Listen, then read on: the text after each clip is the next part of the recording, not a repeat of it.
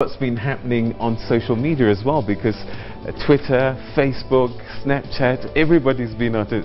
And Paballo, you've been monitoring, and I guess there's only really one story that's been front and center of the social media. Indeed, it has been rest in peace Winnie Mandela under a lot of different hashtags.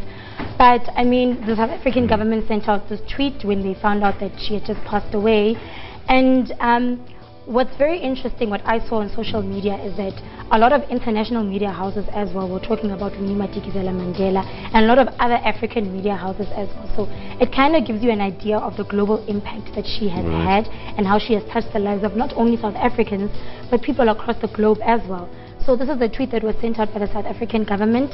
And then we also had a tweet from R&B musician R. Kelly, and he was basically relating his experience, saying that he was in South Africa one time, he was invited to her home, and they had a very powerful conversation, and he was just basically thanking her for everything that she has done.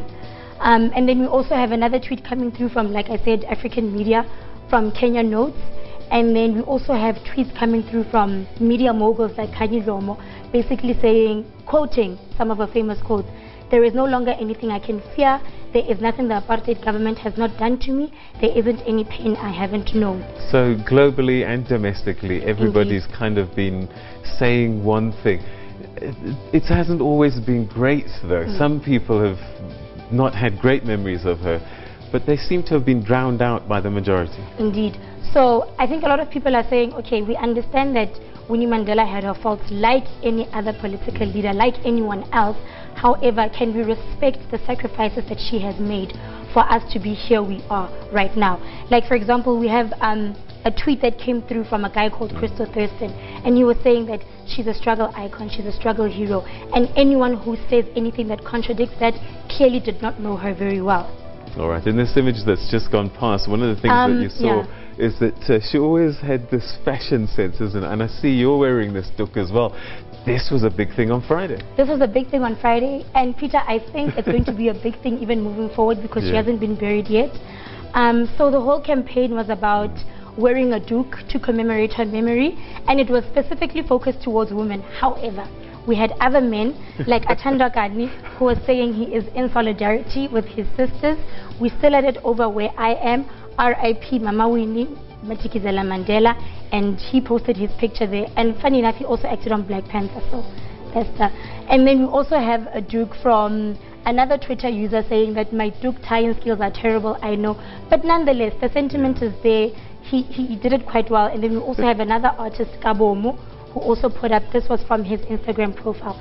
So it will be very interesting to see how, as the week progresses and closer to her burial, whether this will still stand out or not. Do you think social media has educated people a bit more about Winnie Mandela? Indeed, indeed. I think even from my side as a journalist, I've learned a lot more about her, and it's just amazing to see how everything that comes through on social media is not just, the lifestyle, it's not just about the excitement, but it's also about making people aware and using it as an awareness platform, so that people can know that this is what Winnie Mandela stood for, and it's just been splashed all over social media. And a lot of people have access to social media nowadays.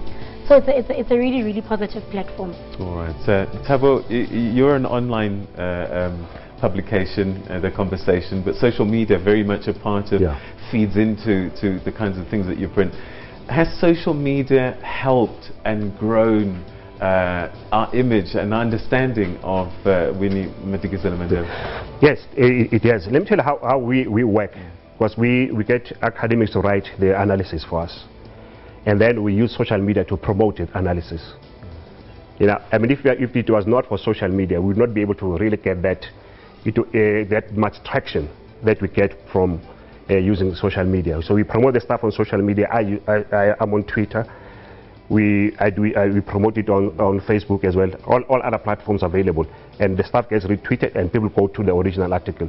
All right. So different ways of being able to tell this story and impacting. And so thank you so much, Paballo. Always great to have you and get a sense of what people are saying on social media, because that's their voice. We're going to carry on a little bit though.